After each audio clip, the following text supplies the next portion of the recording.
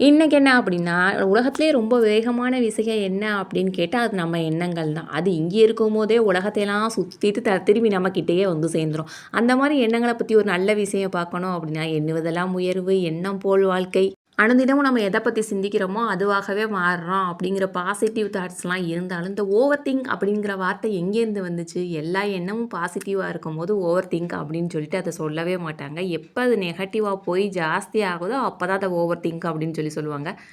எண்ணங்கள எப்போதுமே நம்மளால நிப்பாட்டவே முடியாது. ஆனா, அது எந்த மாரி எண்ணங்களா இருக்கணும், நமக்கு என்ன மாரி எண்ணங்கள் வரணும் அப்படிங்கிறத வந்து நம்மளால கட்டுப்படுத்தி அத ஒரு சரியான வழியில கொண்டு போக முடியும். நம்ம தான் ஒரு ட்ரெயின்ல போயிட்டுருக்கோம்னு வச்சுக்கோங்களேன். போகக்கூடிய இடம் நமக்கு ரொம்ப புடிச்ச சுற்றுலா தலம். போயிட்டுருக்கிற வழியில வந்து ஒரு ஒரு நல்ல அருவி கொட்டுது. அந்த அருவிய வந்து அந்த ட்ரெயின் கிராஸ் பண்றதுக்கு ரொம்ப நேரம் ஆகுது. அந்த இடத்த கிராஸ் பண்ணும்போது குளிர்ந்த காத்தடிக்குது. அருவியிலேருந்து சாரல் அடிக்குது. அந்த நேரமா பார்த்து பக்கத்துல இருக்கிறவங்க சிப்ஸ் கொண்டு வந்து குடுக்குறாங்க. அத சாப்பிட்டுக்கிட்டே அந்த ட்ரெயின்ல வந்து அந்த அருவிய கடந்து போறது அவ்ளோ ரம்மியமா இருக்குது. இப்படி யோசிச்சுக்கிட்டே போகாத ட்ரெயின்ல நம்ம போனோமாக்க நம்மளுடைய உடம்பும் சரி, நம்மளுடைய மனசும் சரி எந்த அளவுக்கு குளிர்ச்சியா இருக்கும். அத விட்டுப்புட்டு நம்ம போயிட்டுருக்கும்போது ட்ரெயின் ஆக்சிடென்ட் ஆயிருச்சுன்னா, கொள்ளைக்காரன் ஏதாச்சும் வந்து கொள்ளையடிக்கிறேன்னு சொல்லி நம்மள ஏதாச்சும் பண்ணிட்டானா, பக்கத்துல இருக்கிறவங்க மயக்க பிஸ்கட்ட குடுத்து நம்ம நகையெல்லாம் பறிச்சுட்டு போயிட்டாங்கன்னா, இந்த மாரி நெனச்சா எப்படி இருக்கும்? நம்ம போறது என்னமோ கற்பனை ட்ரெயின் தான். ஆனா, அந்த கற்பனையில கூட நல்லது நடக்க விடலன்னா, நம்மளுக்கு எப்படி நிஜத்துல நல்லது நடக்கும்?